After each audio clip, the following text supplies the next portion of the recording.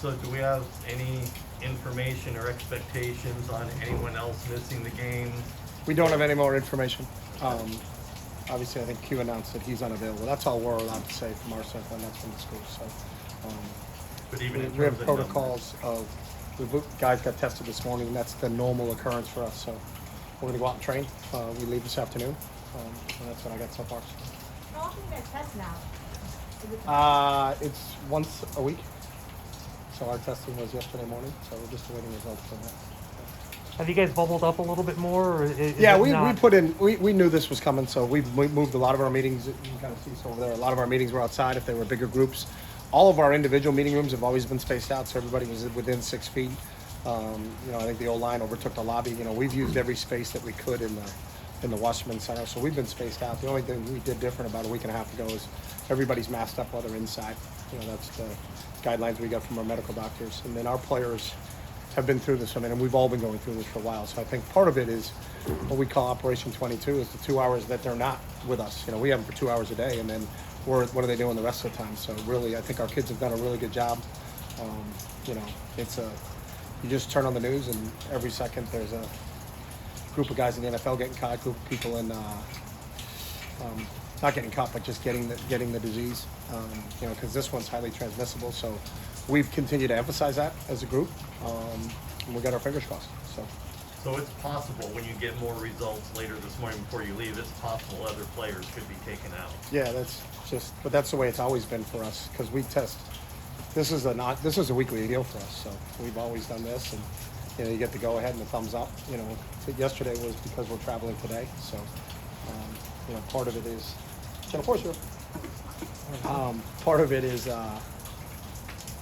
just the normal protocols that we've gone through since this thing started. So. What do you see from NC State's defense? They've had injuries, but they've had a lot of guys step up. Yeah, they've have. actually been pretty. They're very versatile. It's a 3-3 stack, but they can get the 4-down looks within it. They're really well coached. That group of coaches have been together for a little bit of time. We're at West Virginia before that and really understand the defense. There's some intricacies to it, and they play it really well. Their inside linebacker is a heck of a player, is a sideline-to-sideline player. Their safety number 10 is all over the field. They got some really productive players. They got some length up the front, but they're active and they can run. So, they got a bunch of guys coming from all different angles. The only defense that's similar that we played, and just similar, is Hawaii in our opener, from that 3-3 stack and people blitzing from all different angles. So, we've been, the good thing is that we've had some time. This isn't a 1 week deal, but it's obviously a different look. So we know when we get to the game, it'll be slightly different than our scouts provided for us. That's just the nature of what we're doing. But I think our scouts have done a really good job of at least being in the right spots and making sure we get the right looks. So. Not being able to have Q, who are you expecting kind of step up in his spot? Yeah, well, Martell. Martell's played a ton of football for us. Will Nimmo's played a lot of football for us.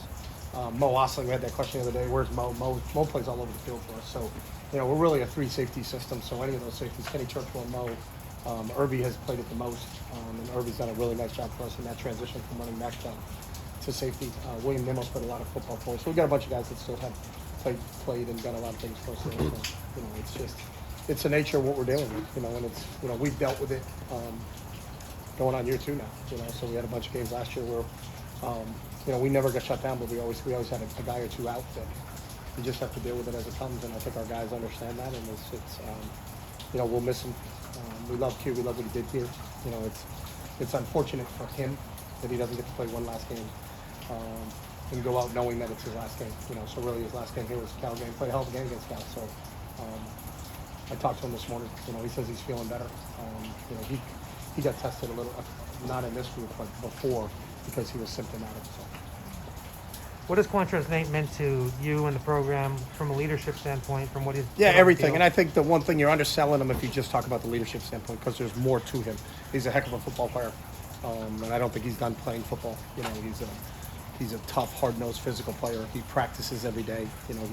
He embodies what you want in a player. I think his energy and his enthusiasm, his leadership is one of the many qualities that he has. But it's not just leadership. And I think sometimes when they talk Q night, they're like, leadership. Well, there's more to it. He's a good football player. So we're going to miss that aspect of him. But he would say the same thing that we say. Then now it's the opportunity for the other guys, and I just mentioned them, to be able to step up and show us what they can do, and we got all the confidence in the world in those guys. So. Speaking about Martell again, what stood out to you about his mental approach to making that position change and really attacking it pretty much? I just think Martell is happy doing anything. Martell just loves playing football. So, you know, when you watched him in high school, he played quarterback, he played running back, he played safety, he played all over the field on his when you looked at his high school team. And you knew he was that type of versatility. He came in there right away, played as a true freshman at running back, was an unbelievable special teams for us early in his career here, and now is just transitioning into, you know, really where we needed him the most.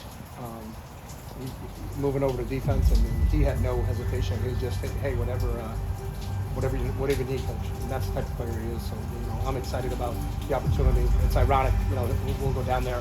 It's his hometown, you know, so it'd be pretty cool for him to go back to his hometown and number 12 and around out there.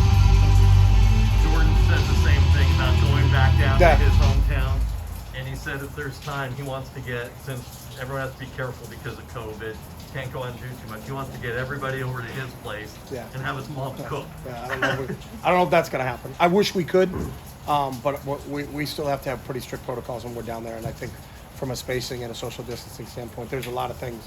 Even our meals, you know, are where are they going to do it? I think they've talked about maybe moving our meals outside because we do have a big group and a large group. And it's unfortunate because I don't think it'll be the total bowl experience that a normal group would have.